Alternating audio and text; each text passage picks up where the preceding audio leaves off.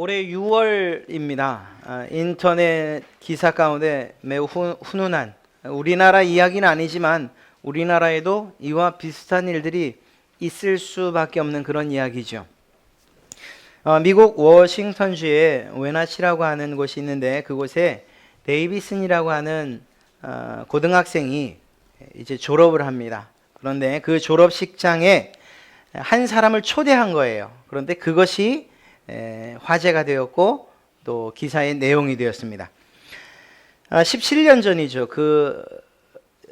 올해로부터 17년 전에 이 데이비슨의 집은 불이 납니다. 그리고 화염에 휩싸이죠. 당시에 그녀의 나이는 생후 9개월. 그러니까 갓난 아기였습니다. 데이비슨의 아빠가 집에 있었지만 들어갈 수 없는 그런 상황이었고 역부족인 그런 상황이었습니다. 그는 즉시 구조대에 신고를 했고요.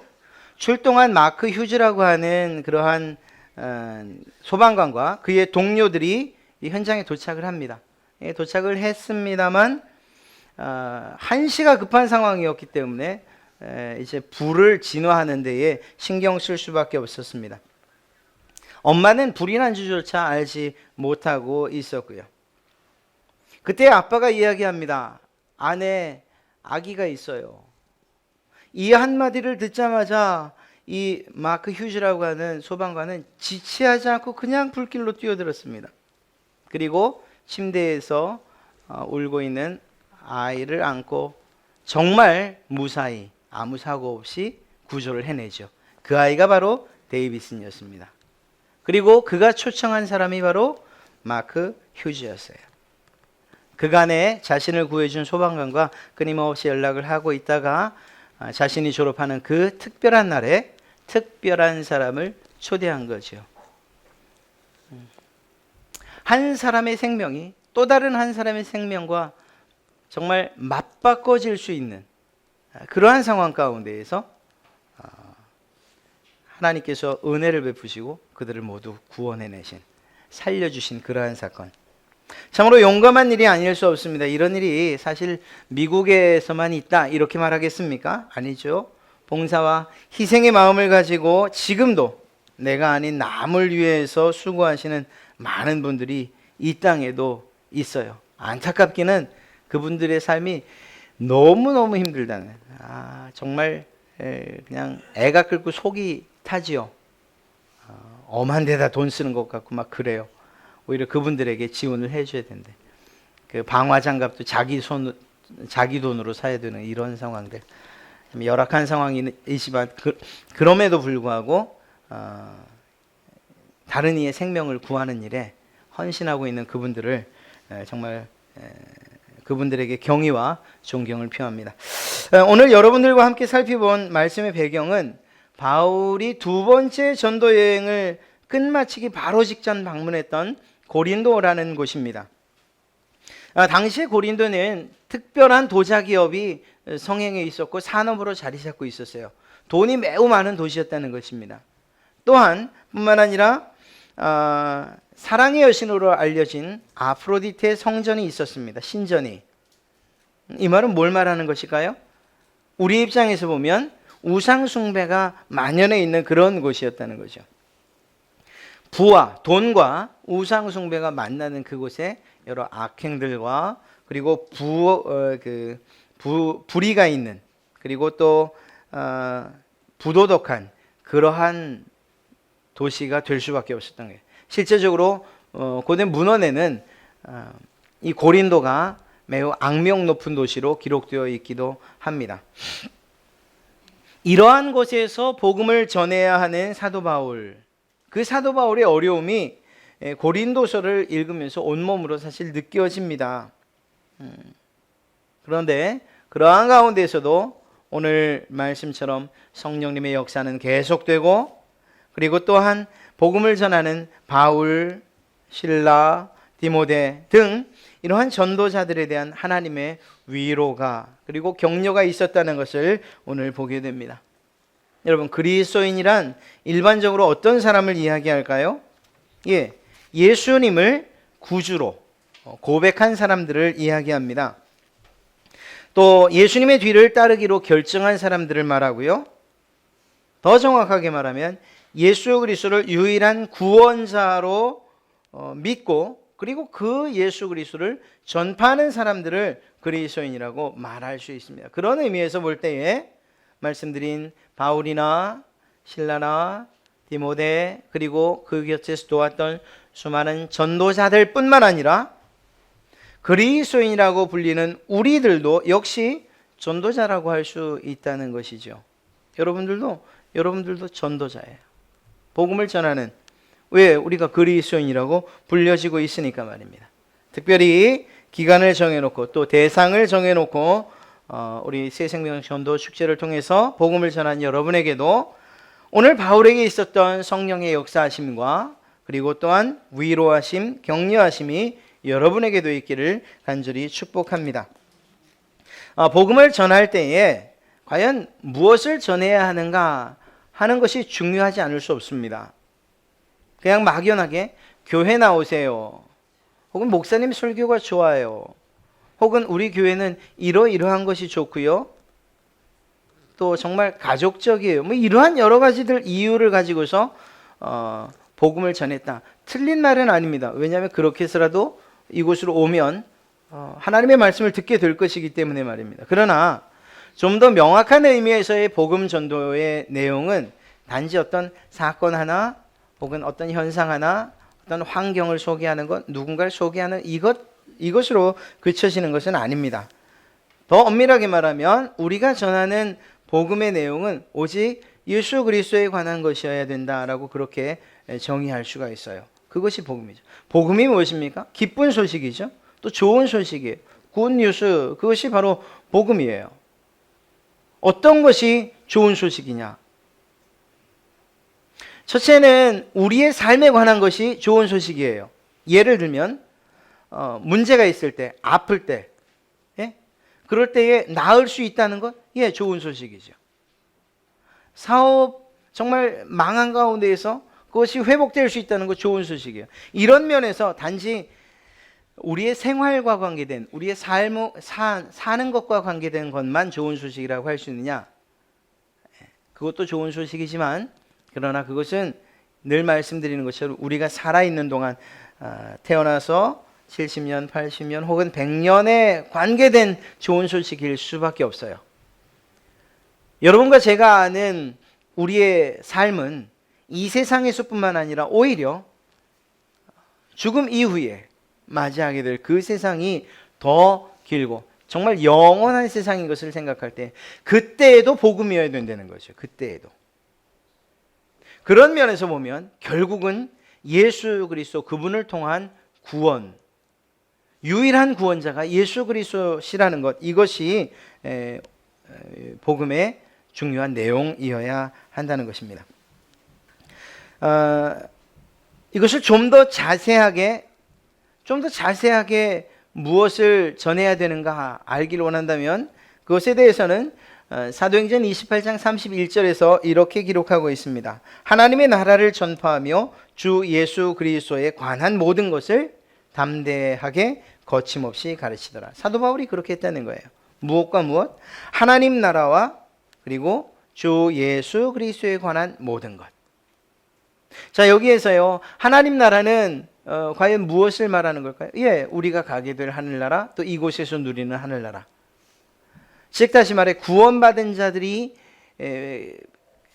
갖게 될 신분의 변화, 즉 죄로부터 의로움으로, 죽음으로부터 생명으로, 어둠으로부터 밝음으로의 이러한 신분의 변화되었다는 것을 전해야 되는 거예요. 또 한 가지 무엇인가 하면 예수 그리스도에 관한 모든 것인데요. 이미 말씀드린 것처럼 예수님께서 어떤 분이신가를 전하는 이것이 포함되고요. 또 한 가지는 여러분들이 경험한 예수 그리스도에 대한 고백도 포함됩니다. 사실 어떤 면에서 보면 여러분들이 경험한 예수 그리스도를 전하는 것이 훨씬 그들의 입장에서는 듣기가 수월할 수도 있어요. 신학적으로 도회를 해가며 아니면 어떤 그 학습 교재를 통해서 누군가 가르치는 것, 이것도 중요하지만 그러나 정말 예수님을 알지 못하는 이들에게는 여러분이 경험한 예수님을 전하는 것, 이것이야말로 더 효과적일 수 있다라는 것입니다. 어찌되었거나 우리가 전해야 되는 내용은 이렇게 명확합니다. 하나님 나라에 관한 것과 그리고 예수 그리스도 그분을 통한 구원의 소식이, 구원에 관한 그러한 내용이 우리의 복음의 내용이어야 돼요. 그것이 여러분들이 선포해야 될 내용이라는 것입니다. 이러한 가운데에서 오늘 사도 바울의 이야기를 통해서 우리는 몇 가지를 살펴보게 되는데요. 이렇게 예수 그리스도를 그리스도라고 증거하는 이 일이 우리에게 필요하고 그것이 내용이어야 된다라고 말씀드렸어요.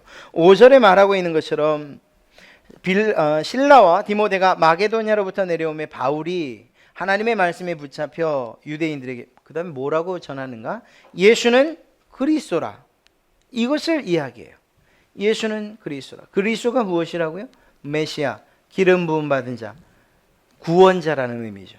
예수님은 구원자시다. 매우 짧고 명료하지만 그러나 단호한 복음이었어요. 예수는 구원자시다. 이것이 바로 사도 바울이 전했던 내용이라는 것입니다. 그리고 그 사실에 대한 믿음이 우리의 신분을 변화시키고 영혼을 책임진다는 거예요. 여러분이 경험하셨던 그 예수 그리스도, 그분이 어떤 분이시냐? 날 구원해 주신 예수 그리스도라는 거죠. 우리가 전해야 되는 내용은 매우 명확하다는 거예요.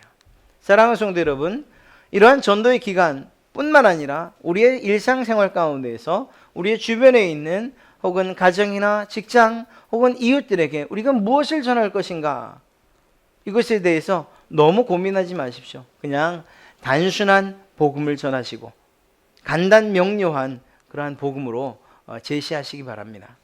예수님은 구세주이십니다. 예수님은 당신을 구원할 유일한 분이십니다. 예수 믿으면 천국 갑니다. 이것이야말로 가장 핵심적인 그리고 원색적인 복음이 아니겠습니까? 그것이 우리가 전해야 될 내용이라는 거예요. 그런데 이렇게 복음을 전할 때 아무런 문제가 없냐? 그게 아니에요. 사실은 이 부분 때문에 우리가 복음을 전하는 데 있어서 머뭇거릴 수밖에 없어요. 그것이 무엇인가 하면 바로 6절입니다. 그들이 대적하여 비방하거늘, 이렇듯 복음을 받는 사람들이 모두가 다 정말 좋은 소식을 전해줘 감사합니다라고 말하면 정말 좋겠는데 다들 그렇지 않다는 거예요. 어느 마트에 어느 물건이 싸다고 전해주는 거에는 귀가 솔깃하고 정말 좋은 소식 알려줘서 고맙다고 그렇게 말할 수 있어요. 그런데 우리의 생활뿐만 아니라 우리의 영혼을 책임지는 그러한 기쁜 소식에 대해서는 사실은 귀 막고 듣지 않으려 하는 이것이 사실인 거예요. 오히려 그것에 대해서 대적하고 그리고 그 말을 전한 이에 대해서 비방한다는 거죠. 사실 이것이 우리가 전도를 하면서 겪는 일들이고 또 이것이 두려워서 복음을 전파하고 선포하는 일에 우리가 주저하게 되는 거예요.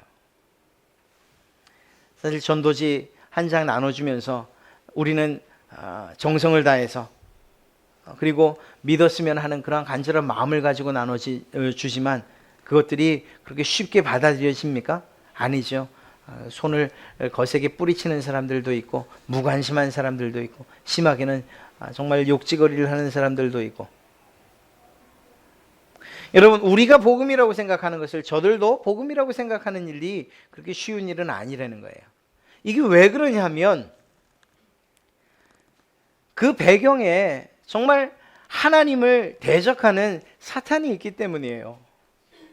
이 악한 영들이 활동하고 있다는 이 사실을 우리는 배제해서는 안 돼요. 아니 무슨 현대에 귀신, 악한 영, 사탄을 얘기하냐? 아니요, 그것이 사실인 걸 어쩌겠습니까? 그들이 그의 마음 가운데에 그냥 예수 그리스도에 대하여 대적하고 비방하게끔 하는 거죠. 이 사실들을 우리는 잊어서는 안 됩니다. 이러한 일들이 지금에만 있냐? 아니죠. 예전부터 있어 왔어요. 지금 이 시대에도 있어 왔고요. 이 시대를 거쳐 중세 시대도 근대도 마찬가지고 있어 왔어요. 때로는 폭력으로, 때로는 감옥에 가두는 일로, 때로는 압제하는 일로, 때로는 죽이는 일로 예수 그리스도를 전하지 못하게 대적해오고 비방했어요. 지금도 그러한 일들이 일어나죠. 예수 그리스도를 전하면 죽는 일들이 일어나요. 비록 우리나라는 아니지만 말입니다. 또 한편으로 보면 이렇게 타종교나 혹은 압력에 의해서 예수 그리스도를 믿지 못하게 하는 외부적인 그러한 방해들이 있습니다만 그것과 반대로 더 강력한 방해가 있는데요. 요즘 이 시대에는 각자 한 사람 한 사람의 내면에 예수 그리스도에 대한 복음, 그 복음을 거부하고자 하는 마음들이 담겨 있는 것입니다. 20세기 초반에 모더니즘이 끝나고 포스트 모더니즘으로 넘어오는 그 과정, 그리고 그것이 진행되어 가고 있는 지금 이 시대에 우리의 모든 사람들의 사고가 어떻게 바뀌어졌는가? 사실 이 포스트 모더니즘이라는 사고가 등장하게 된 것은 강력한 압제 혹은 강력한 이런 권력에 대한 반발로 작용이 되었거든요. 그러다 보니까 어떤 결과가 주장되었는가 하면 절대 권력은 없다. 절대 선도 없다. 절대 자도 없다. 이런 절대에 대한 부정이 나타나기 시작을 했어요.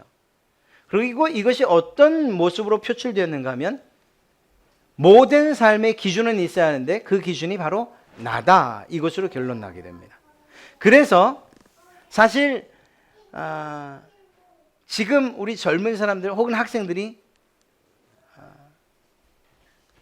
내가 결정한 것에 대해서 왜 아니라고 합니까? 라고 하는 말들이 어렵지 않게 나오는 거예요. 그러한 사고와 사조들이 이제는 너무 만연해져서 어린아이라 할지라도 그가 기준이 되는 거예요. 그가 선의 기준이 되고 그가 절대의 기준이 되는 거예요. 누구의 압력이나 혹은 압제 가운데 들어가고 싶어 하지 않는 거예요. 근데 이것이 우리의 사상과 우리의 단순한 생활에만 영향을 미치면 얼마나 좋겠습니까? 이것이 우리의 영혼에 관한 부분에도 영향을 미치는 거예요. 그래서 구원? 왜 예수만 구원자냐? 왜 절대 예수 그리스도만이 유일한 구원자라고 말하냐? 그거는 틀리다. 또 다른 구원의 기준을 제시하게 되는 그러한 시대가 되어버리고 말하죠. 그래서 이제는 누군가의 복음을 전할 때 싫어라고 말하는 것이, 나는 차라리 나 자신을 믿겠소라고 말하는 것이 어렵지 않은 시대가 됐어요. 사단이 그러한 우리의 시대적인 환경과 또한 아울러서 우리 자신, 각자 자신 한 사람 한 사람에게 그렇게 작용하고 있다는 것입니다. 어려운 일이 되고 말았어요. 전도하는 일이 점점 더 어려운 시대가 되고 말았어요. 물론 교회나 믿는 사람들이 윤리적으로 도덕적으로 본을 보이지 못한 일 때문에 전도가 그리고 또한 복음이 막히는 일들도 있어요. 그러나 그것이 사실은 그들에게 핑계가 되지 못한다는 거죠.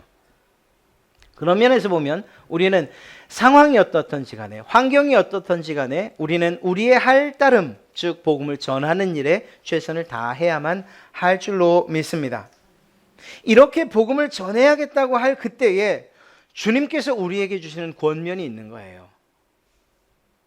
이 일이 어렵죠? 쉽겠습니까? 사도 바울이 고린도서를 통해서 정말 힘든 일이라고 그렇게 고백을 하고 있어요.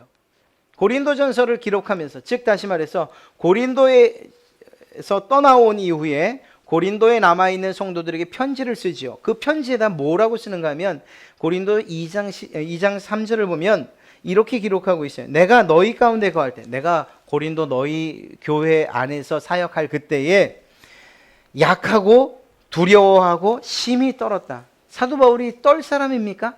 아니죠. 그럼에도 불구하고 고린도 교회 상황이 그렇게 힘들었다는 거예요. 복음을 전하는 일이 너무 힘들었다는 거예요. 어느 만큼요?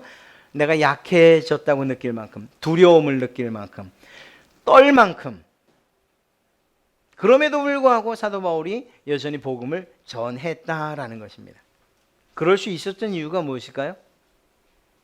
주님께서 그에게 하신 말씀이 있었기 때문이에요. 환상 가운데 무엇이라고 말씀하십니까? 9절에요.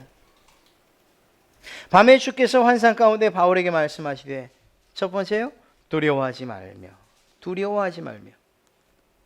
두려운 일이라는 것을 주님도 알고 계시는 거예요. 복음을 전하는 것이 생명을 내거는 일이라는 것을 주님도 알고 계신 거예요.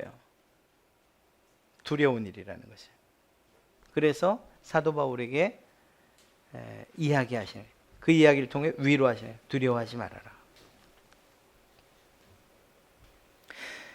사도 바울, 그가 어떤 사람인데 두려움 때문에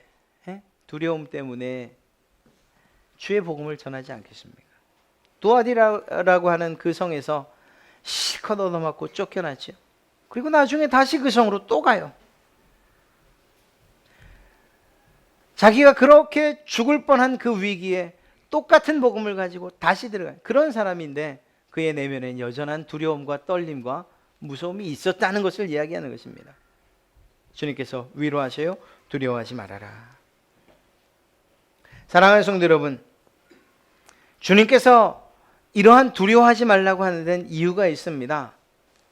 내가 너와 함께 하겠다고 말씀하시기 때문이에요. 10절 말씀을 보면 내가 너와 함께 있음에, 내가 너와 그 두려움의 현장에, 그 떨림의 현장에, 그 복음 전하는 현장에 내가 너와 함께 있을 것이니 두려워하지 말아라. 사랑하는 성도 여러분, 이것이 어디 바울에게만 해당되는 이야기겠습니까? 오늘날도 여전히 복음을 거절하고 복음 듣기를 정말 다른 어떤 일들보다 끔찍스럽게 여기는 그들에게 우리가 복음을 들고 갈 때 우리에게도 떨림이 있고 두려움이 있죠. 혹시라도 욕은 먹지 않을까? 혹시라도 좋지 않은 일이 일어나지 않을까? 조롱당하지 않을까? 이러한 두려움이 있죠. 그럼에도 불구하고 우리가 그 두려움을 정말 억누른 채, 그것을 혹시 마음에 간직한 채라도, 그리고 가야 되는 이유가 무엇이냐? 주님께서 내가 너와 함께 하겠다라고 말씀하셨기 때문입니다. 사도 바울의 모든 전도의 여행 가운데, 전도의 그러한 사역 가운데에 주님이 늘 함께 하셨어요. 세상 끝날까지 너희와 항상 함께 있으리라고 말씀하신 그 주님께서 사도 바울에게도 함께 하셨고, 또한 지금 이 시대에 복음을 전하고자 다짐하는 여러분들에게도 함께 하실 줄로 믿습니다. 그 주님께서 무엇이라고 말씀하시는가 하면요, 침묵하지 말고 말해라, 이렇게 얘기하셔요. 그 두려움에 입이 닫히고 뭐라고 말해야 될지 알지 못하고 하는 그때에 주님은 말씀하셔요. 침묵하지 말고 말해라. 또한 이 일에 대해서 요한복음을 통해서 주님이 말씀하셨습니다. 성령이 너희에게 임할 것인데 그 성령이 나중에 너희가 권력자들 앞에 섰을 때, 또 믿지 않는 사람들 앞에 섰을 때 무슨 말을 하게 될지, 무슨 말을 해야 할지 친히 알려주실 것이다, 이렇게 말씀하셨어요. 이러한 주님의 말씀을 믿는다면 우리가 해야 될 일은 나가는 것이고, 그리고 선포하는 것이고, 잠잠하지 않고 말하는 것입니다. 고린도와 같은 그러한 어렵고 열악한 지역에서 사도 바울이 담대하게 주의 복음을 전할 수 있었던 것, 그것이 바로 오늘 이러한 주님의 위로가 있었기 때문이죠. 내가 너와 함께 하겠다. 두려워하지 말아라. 잠잠하지 말고 말해라. 사랑하는 성도 여러분, 사도 바울이 이곳에서 얼마나 오래 있었는지 아십니까? 1년 6개월을 있었어요. 오늘 우리가 읽었지 않습니까? 11절, 1년 6개월을 머물며 그들 가운데서 하나님의 말씀을 가르치니라. 2차 전도 여행이 대략 몇 년 동안에 걸쳐서 이루어졌는가 하면 대략 한 3년 동안에 걸쳐서 이루어집니다. 3년. 그 가운데 반을 고린도 교회에서 보내요. 그 힘든 가운데에서, 이것은 어찌 보면 복음을 전하기가 그리 힘들었다는 반증일 수도 있습니다. 그러나 그럼에도 불구하고 포기하지 않고 1년 반 동안을 주께서 명령하시는 그때까지 고린도 교회에 머물렀다는 거죠. 예. 이 일이 가능한 것, 다시 말씀드리지만 주께서 바울과 그 전도자 일행과 함께 하셨고 그들에게 명령하신 명령이 있었기 때문이에요. 그런데 그분이 하신 말씀 가운데에 우리가 꼭 기억해야 될, 정말 사명을 다시금 일깨워주는 그러한 말이 있어요. 그것이 무엇인가 하면 바로 10절 후반부입니다. 이는 너희가 어려워도 그 복음을 전해야 되고 두려워도 복음을 전해야 되고 말해야 되는 그 이유는 너희가 해로움을 당하고 또는 고통을 당하고 때로는 비난과 비방과 조롱을 당해도 그래도 복음을 전해야 되는 까닭은 이 성 중에 내 백성이 많음이라. 마치 이 말은요, 앞서 서두에 말씀드렸던 것처럼 저 안에 내 아이가 있어요 라고 말하는 것과 똑같아요. 그 말을 듣고서 그냥 잠시의 지체함도 없이 뛰어들어갔던 그러한 소방관, 그의 그 사명이 바로 우리에게도 해당되는 사명이라는 거예요. 어찌 보면 더 긴밀하고 더 긴박한 그러한 사명이 우리에게 주어져 있는 거죠. 그들은 몸, 육신의 생명에 관계된 일을 하고 있지만 여러분들에게 주어진 사명은 그의 영혼과 관계된 거잖아요. 여러분에게 말씀하신 주님의 음성, 이 성에 내 백성이 많다. 이것이 여러분에게 여러분의 사명을 고취시키고 또한 다시금 힘들고 어려움에도 불구하고 분연히 일어서는 그러한 힘의 원동력이 되기를 간절히 축복합니다. 주님께서 말씀하십니다. 너의 가정에 내 백성이 많다. 너의 직장에 내 백성이 많다. 내 이웃에 내 백성이 많다. 무슨 말입니까? 복음을 전하기만 하면 그 복음을 받아들여 내 백성 될 자가 많다는 거죠. 문제는 무엇입니까? 우리가 그 복음을 전하지 않아서, 그 복음을 듣지 못해서 하나님의 백성이 되지 못할 수 있는, 물론 하나님의 그 높은 섭리 가운데, 계획 가운데 보면 우리가 전하지 않아도 또 다른 사람이 누군가가 전해서 백성 될 사람은 반드시 백성 되게 하실 줄로 믿습니다. 그러나 그 사명이 우리에게 있다는 사실을 잊지 말자는 거예요. 우리가 그것을 회피하면 누군가를 통해서 그가 또 구원받으리라는 것을 저는 확신합니다. 그러나 그 놀라운, 그리고 또 그 중요한 사명, 하나님께서 친히 우리에게 주신 사명을 우리가 외면해서야 되겠냐는 거죠. 아닙니다. 바로 여러분에게 말씀하시는 거예요. 여러분의 이름을 친히 부르며 이 성중에, 이 지역에, 이 가정에, 이 직장에 내 백성이 많다. 이것은 무엇을 말씀하시는 거예요? 우리가 입 벌려 선포해야 되는 것, 그것을 얘기하는 것입니다. 한 가지 잊지 마십시오. 여러분, 우리가 복음을 전한다고 할 때에 단지 여러분에게 어떤 위로를 드리려고 하는 말씀은 아니에요. 여러분들이 해야 될 일들의 한계를 말씀드리는 거예요. 우리가 한편으로 갖는 부담감이 무엇인가 하면 내가 저 사람을 반드시 구원시켜야겠다는 이러한 생각입니다. 쉽게 말하면 설득해야겠다. 여러분, 그러나 복음은 설득으로 되는 게 아니에요.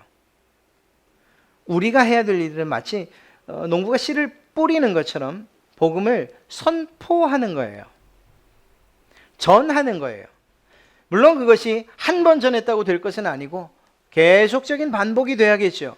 그러나 오늘 사도 바울이 했던 내용들을 기억한다면 우리가 그것에 대한 큰 두려움이 어쩌면 좀 사라지지 않을까 생각합니다. 사도 바울이 무엇이라고 말하는가 하면 유대인들에게 복음을 전한 다음에 그 다음에 그들이 비방하고 그리고 대적하는 그때에 사도 바울이 옷을 털어요. 그리고 무엇이라고 말하는가? 너희 피가 너희 머리로 돌아갈 것이요 나는 깨끗하니라. 이게 무슨 말입니까? 너희의 구원, 그리고 또 구원받지 못하는 것이 나와 상관이 없다라는 것을 이야기하는 거예요. 이것을 그대로 적용하지 마십시오. 너희 피가 너희 머리로 돌아갈지다, 이렇게 하시면 안 돼요. 그건 여러분 속으로 얘기하시고요. 무엇인가 하면 전하는, 그냥 선포하는 거예요. 선포하는 거예요. 하나님께서 택하신 자들, 그의 귀가 열리고 여러분의 선포를 듣게 될 줄로 믿습니다. 예. 다만 우리는 기대하고 나가는 거예요. 하나님, 내가 오늘 선포할 때에 이 선포에 귀 기울이고 그리고 열린 마음으로 주를 받아들이는, 예수 그리스도를 구주로 믿는 그러한 자가 있게 해주십시오. 영혼 구원의 역사가 있게 해주십시오. 이건 우리의 기도의 제목이고요. 그 일을 이루시는 분은 하나님이시오 성령님이시라는 사실을 꼭 기억하십시오. 여러분 담대히 나가 선포하세요. 어려운 일이 있을지 알지만 그러나 침묵하지 마십시오. 주님께서 여러분에게 함께 하시기 때문이고 또한 그 주님께서 다른 이들의 영혼과 그 생명을 여러분의 손에 맡기셨기 때문입니다. 이 중차대한 역할, 주님께서 여러분에게 친히 하신 이 말씀 잊지 마시고 주의 복음을 전해야 될 그 사명과 또한 하나님께서 우리에게 주신 책임이 다시 한번 우리의 가슴 속에 불타오르기를 주님의 이름으로 축복합니다.